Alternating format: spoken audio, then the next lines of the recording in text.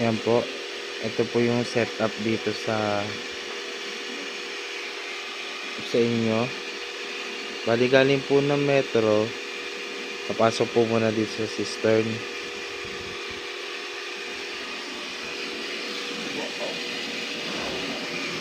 Ayun.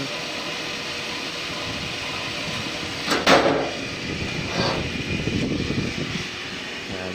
Pagkagaling po ng cistern, higupin po ng pump natin.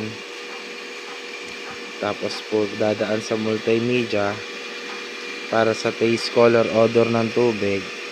Then next po is water softener para naman po sa hardness po ng tubig, para din po maging soft yung tubig, or tinatawag din po itong water conditioner. Tapos pag nalinis na po yung tubig at na-condition na po, dadaan naman po siya sa 4 na stages na sediment para maging clear po yung tubig.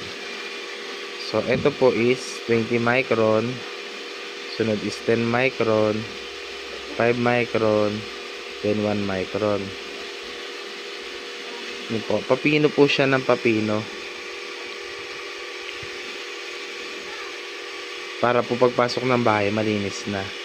Ngayon po, example po is mawala ng kuryente, biglang po may electrical interruption, yung galing po sa metro nyo ng tubig, dediretso na po yung sa bahay, mag-automatic bypass po siya.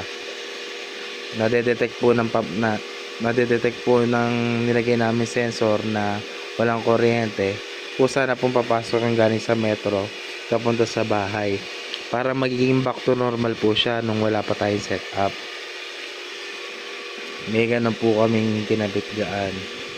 Tapos ito pong multimedia and water softener, self backwash po ito.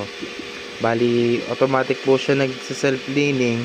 Ito pong multimedia once a week, ito po twice a month. Bali every 15 days po ito every 7 days. So ang i-maintain na lang po dito is yung paglalagay po ng 2 tabong asin dito sa drying tank. Binubuksan lang po siya dito. Yan. Tapos lalagyan po ng asin dyan, yung Sorbex na yan.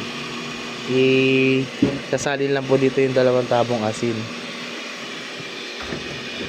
Yun po, ginagawa po yung pagsasalin ng asin every 2 weeks po. Lalagyan po siya dyan ng 2 tabong asin.